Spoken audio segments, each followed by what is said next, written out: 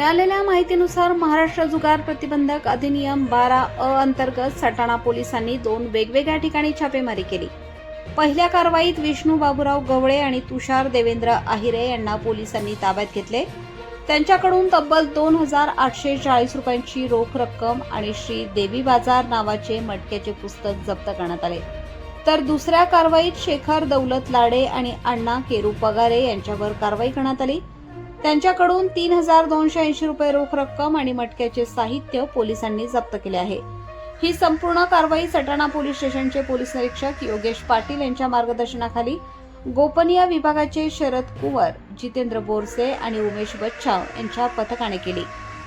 दरम्यान सटाणा पोलिसांच्या या कारवाईमुळे मटका व्यावसायिकांमध्ये खळबळ उडाली असून पुढील तपास पोलीस करत आहेत। प्रबंधभूमीसाठी प्रतिनिधी चेतन बागुल, सटाणा।